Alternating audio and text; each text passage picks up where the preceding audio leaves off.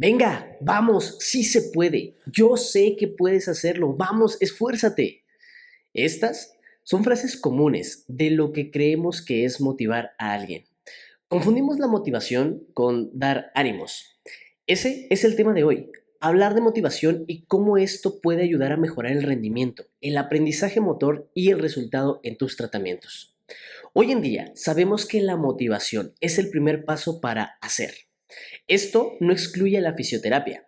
Si lo que buscamos es que alguien se recupere, mejore su estilo de vida, mejore su calidad en su tratamiento, gane confianza y mucho más, primero debe de tener la intención de hacerlo. Debe de tener un motivo para realizar alguna tarea. Ese es el verdadero significado de motivar.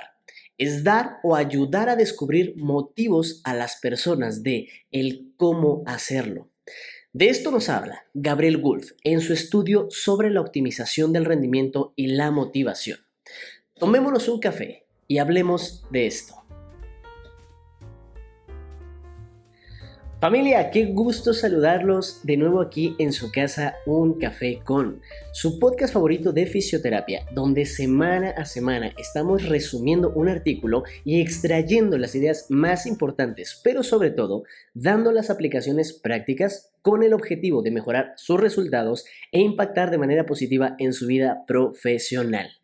El día de hoy tenemos un artículo súper interesante que aborda quizá una de las piedras angulares más importantes para promover adherencia, generar confianza, mejorar el rendimiento y muchas otras cosas más. Vamos a hablar sobre la motivación y la atención en el proceso de educación o en el proceso de aprendizaje de patrones de movimiento. Quizá esta situación es una de las cosas más importantes que no tomamos en cuenta y es tan importante porque no solamente vamos a hablar de aquellas personas que están cursando por un cuadro clínico, que si bien es importante que fomentemos adherencia, que la persona quiera hacer las actividades, que mejore su confianza y todas esas cosas, en personas que quizá no tienen una lesión, también es importante que tengan una intención para mejorar su rendimiento, para prevenir lesiones, para dar mejores resultados. Y de eso nos habla el artículo de hoy, que corre a cargo de Gabriel Gulf y sus colaboradores del año 2016.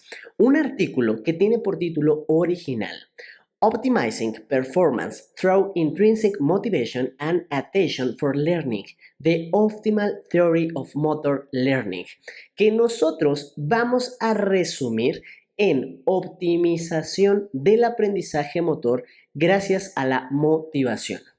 Este artículo tuvo por objetivo demostrar si los factores motivadores y atencionales contribuyen al desempeño y al aprendizaje motriz. En este estudio, los autores proponen algo que ellos denominan la teoría optimal, que habla de los puntos importantes para promover motivación y atención al momento de realizar alguna tarea con el objetivo de conseguir un resultado. En este caso, se trata de optimizar el rendimiento y el aprendizaje motor.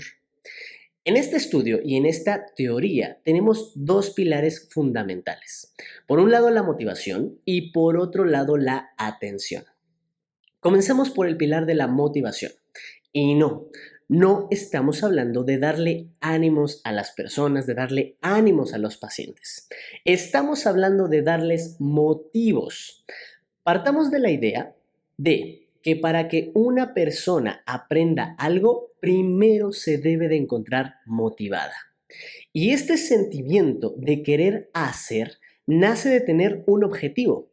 Bastará con ponerte a pensar en la última vez que decidiste aprender algo. No lo decidiste solo porque alguien te animó a hacerlo, sino porque tenías una razón por la cual tú buscaste aprender eso que tenías que aprender en ese momento. Quizá tenías un viaje próximo y necesitabas aprender un nuevo idioma para poderte comunicar.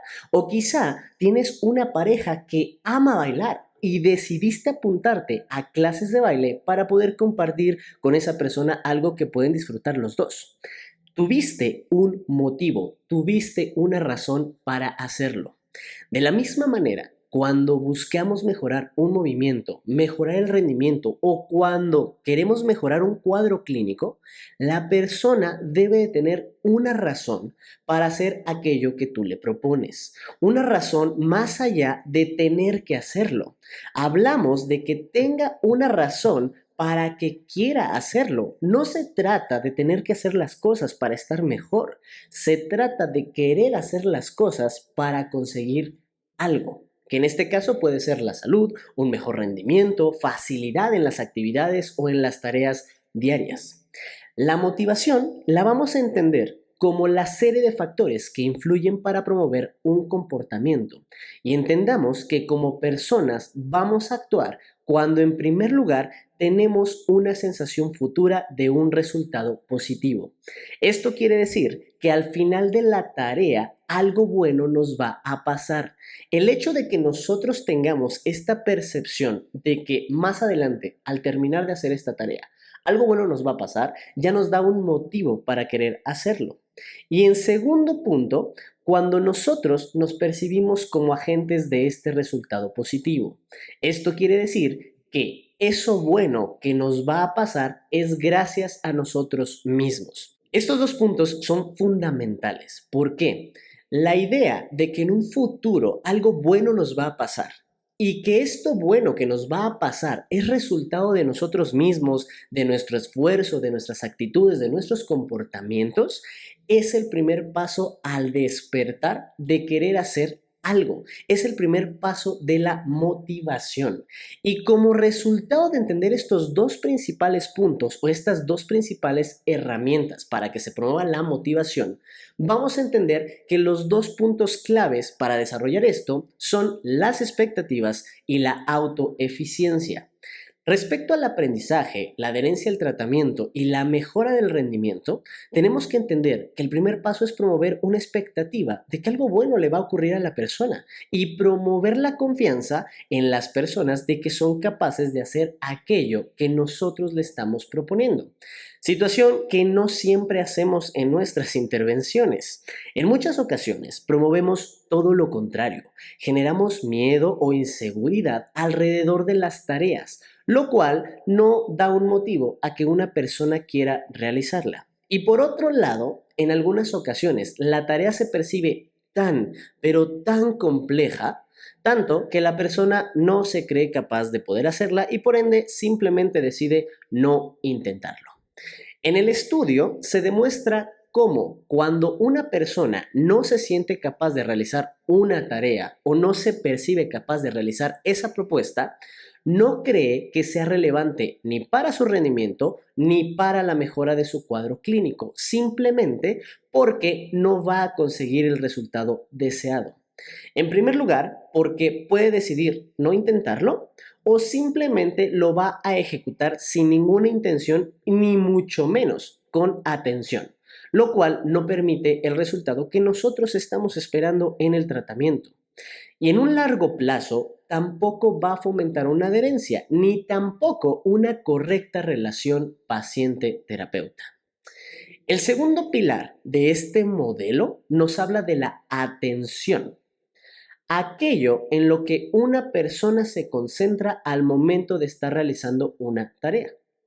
En el estudio se demuestra cómo da un mejor resultado en el aprendizaje y en el desempeño motor concentrarse en un objetivo o en un elemento externo que en uno mismo realizando una tarea, lo cual sugiere que al momento de plantear una actividad para recuperar un movimiento, corregir un patrón motor, mejorar el rendimiento, etc., vale más la pena dar un objetivo a cumplir a la persona que indicarle qué debe de hacer y cómo debe de hacerlo. Lamentablemente y naturalmente, en fisioterapia hacemos todo lo contrario. Le decimos a la persona qué debe y cómo debería de hacer alguna actividad y esto lo único que hace es aumentar la percepción de complejidad de dicha actividad.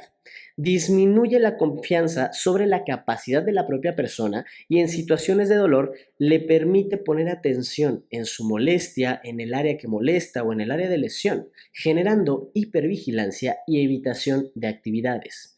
Sumado a esto, se bloquea el proceso de aprendizaje, lo cual no promueve un resultado a largo plazo.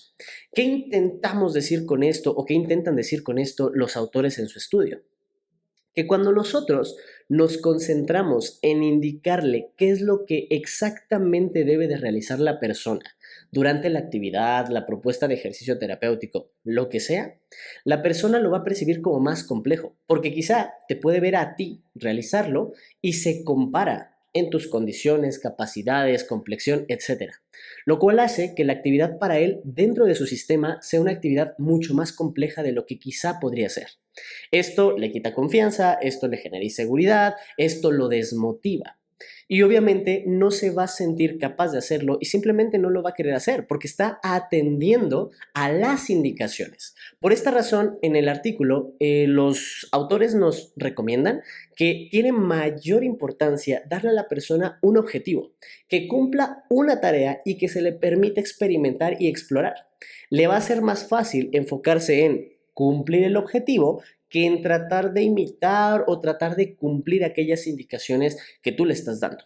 Ahora, en situaciones de dolor, cuando tú eres tan específico o eres tan detallista en aquello que necesitas que haga, como por ejemplo, tienes que levantar el brazo de esta manera, el paciente va a poderse concentrar en áreas de su cuerpo y en personas con dolor normalmente esta concentración va a ser hacia la zona de molestia, lo cual no nos conviene porque entra en un estado de hipervigilancia, catastrofismo, aumentan los niveles de alerta y el dolor se puede detonar, simplemente porque hemos dirigido la atención de esa persona hacia sus partes corporales o hacia su síntoma.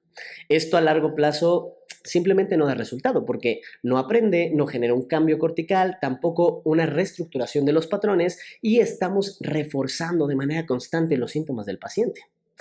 Dentro del proceso atencional, también se sugiere que el exceso de indicaciones para la realización de la actividad y la sobrecorrección durante la ejecución también limita el proceso de aprendizaje. Aumenta la ejecución de errores, aumenta la hipervigilancia y desmotiva a las personas.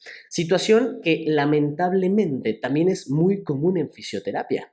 Atacamos a los pacientes con múltiples indicaciones y corregimos constantemente durante todo el proceso de la ejecución de la tarea.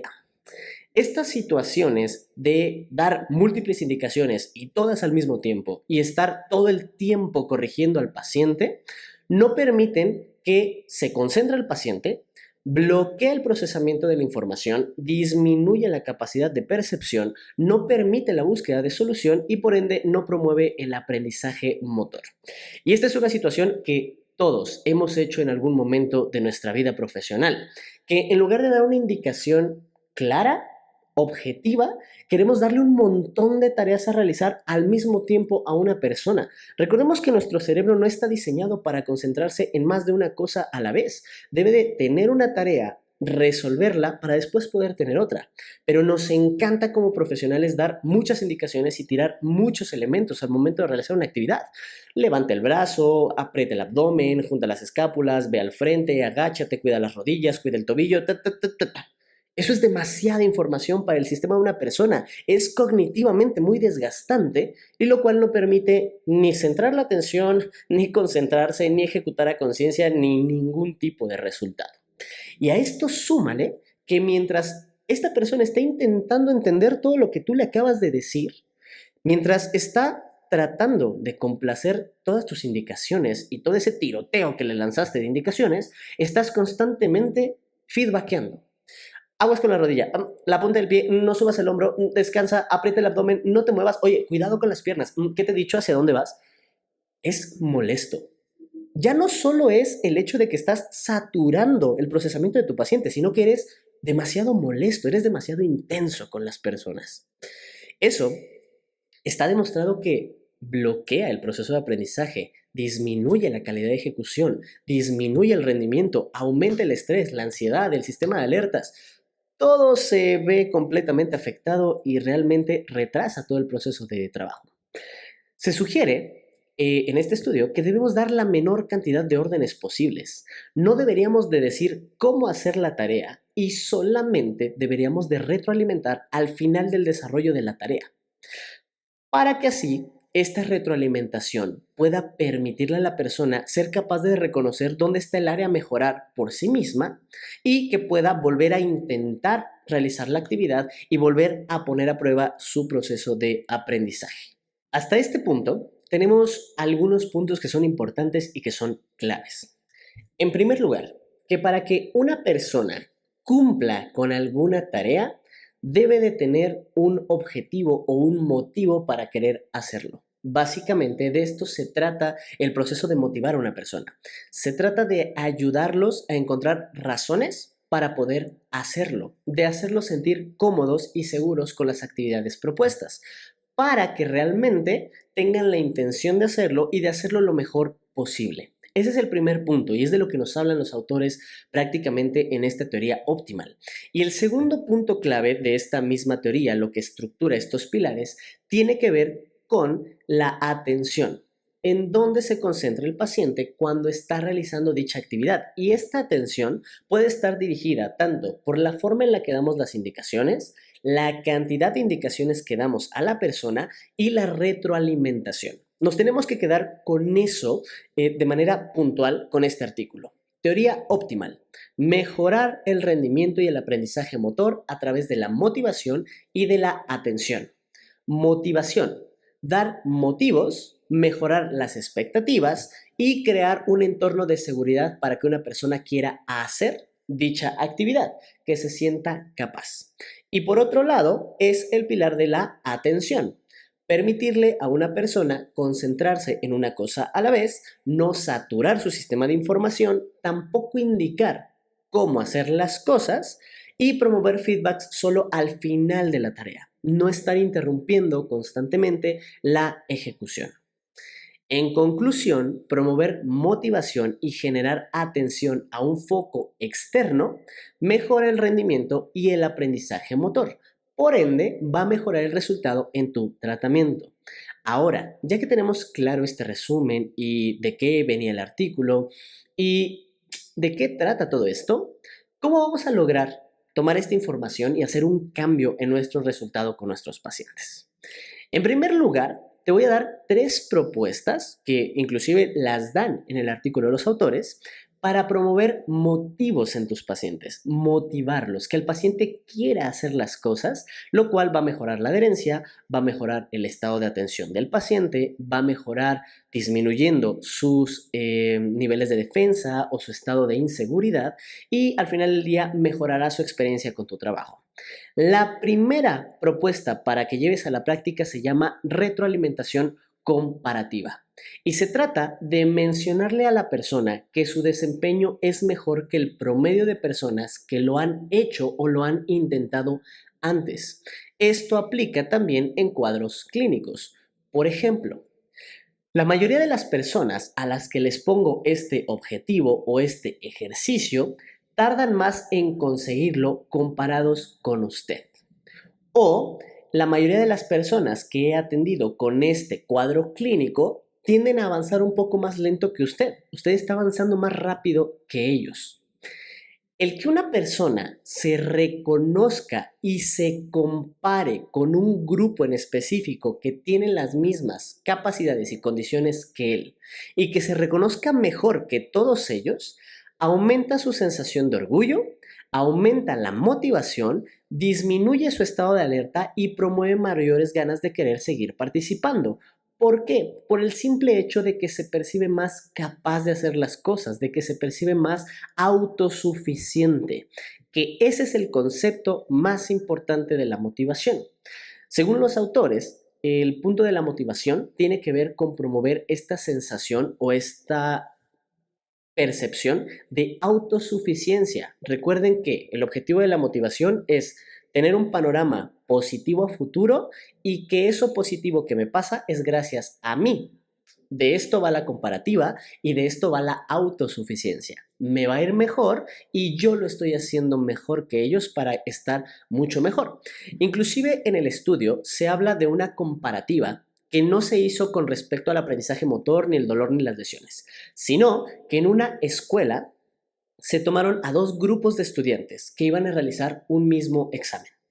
A un grupo se le hizo una comparativa o una retroalimentación comparativa positiva con respecto al examen y al otro una retroalimentación negativa. ¿A qué quiero decir con esto? El grupo con retroalimentación positiva se les dijo, este examen, la mayoría de alumnos en su grado académico les es muy fácil. Normalmente es un examen que es muy simple y la mayoría sale muy bien. ¿Qué estamos haciendo? Comparando que un grupo como ellos siempre les es fácil hacer esta tarea. Esto les hace ganar confianza y confiar en lo que saben. Por otro lado, a los que se les dio retroalimentación negativa se les dijo, la mayoría de las personas como ustedes de su grado académico tienden a salir muy mal en esta prueba, ya que es una prueba sumamente difícil para gente como ustedes. El resultado fue excepcional, donde el grupo al que se le dio la retroalimentación positiva salió con calificaciones sumamente altas y casi todas iguales, mientras que el otro grupo salió con notas muy bajas, lo cual confirma que esta comparativa positiva ayuda a mejorar el rendimiento en cualquier cosa que yo quiera ejecutar o aprender. La segunda aplicación práctica para promover motivación y autoeficiencia en tus pacientes es el proceso de automodelado o retroalimentación por video. No es la primera vez que te lo digo en los podcasts o en el contenido que yo te comparto, que grabes a tus pacientes y que los grabes para permitir que se observen. Permíteles que se observen el cómo cumplen con la tarea que tú le pediste o con el objetivo que le solicitaste que cumpliera. Recálcale mientras él está viendo su grabación, mientras está viendo, cuáles son los aciertos y cómo esos aciertos que él realizó al momento de ejecutar esta actividad, cómo eso va a mejorar su condición. Cuando una persona se ve a sí misma acertando o haciendo las cosas bien, aumenta su motivación, su satisfacción de desempeño y promueve un rendimiento beneficioso, lo cual mejora la adherencia, la confianza en sí mismo y pues es un agente promotor del cambio positivo en su condición. Al final del día, pensémoslo así, ¿cuántos de nosotros no nos sentimos motivados por hacer cosas que nos salen bien? Si tú a tu paciente le demuestras viéndose a sí mismo que también lo está haciendo, obviamente él se va a percibir como eficiente, autosuficiente, capaz y orgulloso de que está haciendo algo por él y que lo está haciendo bien. En condiciones de dolor, eso también es bien importante porque sobre todo en dolores de larga data que pasan por procesos de sensibilización o que son de origen nociplástico, el que una persona pueda observarse haciendo cosas que creía que no era capaz de hacer, disminuye los umbrales de alerta, porque se reconoce y se autopercibe como capaz, disminuye la kinesiofobia, la hipervigilancia y mucho más. De hecho, esta semana me sucedió esto con una paciente que tenía miedo y dolor cada vez que tomaba cosas por encima de la cabeza. Hicimos una actividad donde tenía que tocar diferentes partes de una pared, ella tenía el foco externo de la pared y las indicaciones que yo le estaba dando y el objetivo era simplemente tocar un láser. Puse la cámara, la estuve grabando, ella hizo movimientos muy por encima de la cabeza y al final de la sesión le pasé su video, sin antes cuestionarle qué era lo que a ella le molestaba. Ella se retroalimentó diciendo, me molesta llevando el brazo por encima de la cabeza. Ahora, la puse a ver el video y cuando ella lo vio, lo primero que dijo, ¿cómo es posible que estoy llevando el brazo por encima de la cabeza y no me ha dolido nada? En ese momento que ella se dio cuenta que era capaz de hacerlo, los niveles de miedo bajaron de inmediato. La confianza la ganó y ahora es una paciente que me ha dicho que ya no le duele nada, sobre todo cuando toma cosas de aparadores. Esa es inclusive la utilidad de la motivación, la utilidad de la retroalimentación por video. El que gane confianza y tenga motivos para hacer las cosas. La tercera aplicación práctica para ganar motivación en tus pacientes es hacer parecer fácil la tarea. Prepara a tu paciente para el éxito. Si decides comenzar con algo que para tu paciente es fácil, le vas a ayudar a ganar confianza y a sentirse capaz, que es muy similar a lo que pasa con la aplicación anterior. Y posterior a que ya cumplió con algún objetivo fácil, lo puedes poner a hacer objetivos más complejos. Si tú haces esto, de iniciar con lo fácil y de ahí pasar a lo difícil, le ayudas a ganar confianza, porque bueno, al principio es como, vaya, qué fácil, no me representa ningún reto, vaya, soy bueno haciendo esto, pues claro, esto sí me sale a la perfección. Todo eso alimenta su confianza y le da motivos para continuar, porque es capaz, porque no le está resultando tan complicado, no estás estresando su cuadro clínico. Y en el momento en el que la actividad, la tarea se vuelve más desafiante, el paciente ya se autopercibe como capaz y tiene intenciones de intentarlo, intenciones de hacerlo. Si tú sabes que a tu paciente, que de hecho esto mismo apliqué con la paciente que mencioné anterior, que le dolían por encima de la cabeza y que le dolía el brazo derecho, comencé trabajando con el brazo izquierdo por debajo de la cabeza.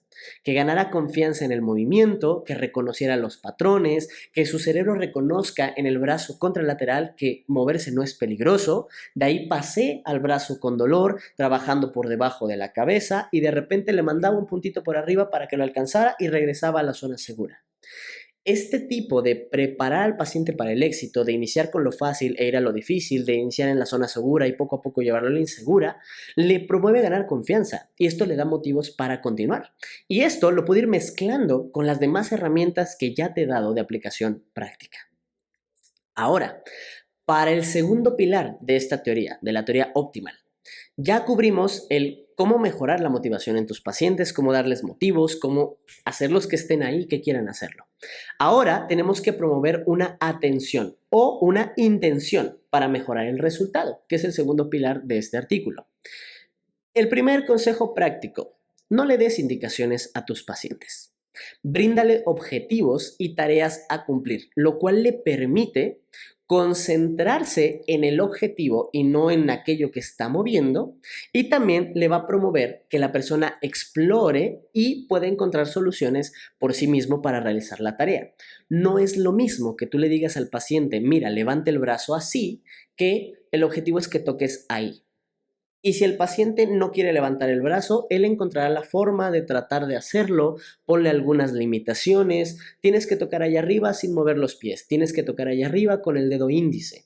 Le permites que su atención esté en el objetivo fuera de sí para que tenga algo que hacer, algo que lo haga arrancar.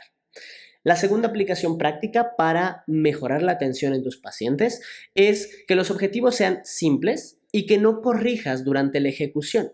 Permítele a la persona que termine de hacer la actividad y después retroalimentas. ¿Cómo puedes retroalimentar? Con el video, con la comparativa, etc.